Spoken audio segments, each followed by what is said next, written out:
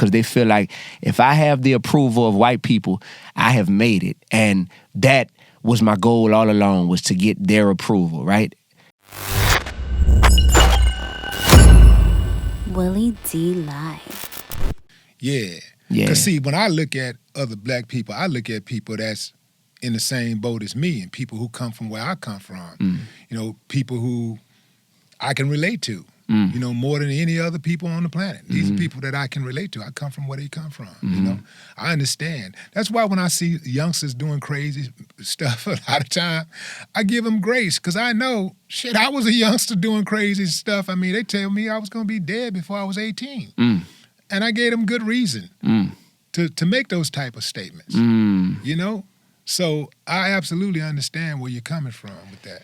So we see it every day in hip hop. None of this bold, aggressive energy that people have is. I say it in my song. I got a song called "Call It Like It Is." This after Kendrick Lamar had shouted me out a couple months ago on his song, and I say, man, I love New Orleans, my city, but I love Galway more. I don't care if none of y'all with me. We celebrate being stupid, and everybody's so gangster. But when you clocking for that white man, you be on your best behavior. yeah, that's right.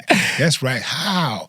Like, and what about, and even with the changing of the voice, man, you know, like, I wish I would. Code switching. I wish I would elevate my behavior, my character, for somebody who ain't. Imagine that. Imagine Man, that. I wish I would. Imagine that, bro. I wish I would change my music to appeal to somebody other than my own people first. I wish I would.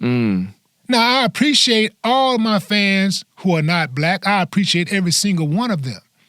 But I'm not changing my music. I'm not changing my message, even like I'm on the internet every day. I'm not changing my message to make you feel comfortable. No, this is my message. If you can relate to it, that's fine. If you can't, kick rocks. You know what I'm saying? Now, I think some black people put white people in a place that's reserved for God. Yeah. Man, he good. Even white people like him. Yeah, there you go. There you go. So some black people put white people in a place that should be reserved for God because they feel like if I have the approval of white people, I have made it. And that was my goal all along, was to get their approval, right?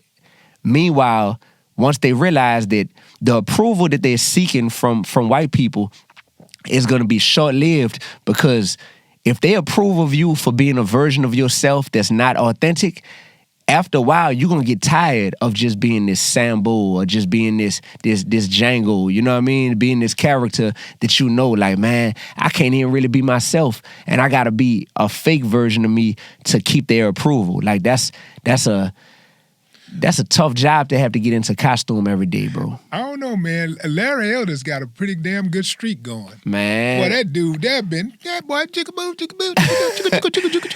That boy been dancing for a long time. Yeah, you got and a few others. Yeah, you got some that have mastered it, but I've also seen behind the scenes some artists who they end up being so successful on the surface. They've sold millions of records and they seem to have it made from the outside looking in. But deep down, they're still trying to do this very low-level stuff, this very ignorant stuff, just so that they could appeal to black people because they want to seem authentic. And then that actually shows like a level of love that you don't have for black people when you feel like, I got to intentionally be ignorant. I got to intentionally dumb down my message so that, because that's what my people want to hear. Right. When you really love your people, it's like, no, I know how to be authentic, but I also know how to be authentic in a way that challenges us to be the best of who we could possibly be. And I see it, man. Like, you got people out here trying to manufacture authenticity, bro.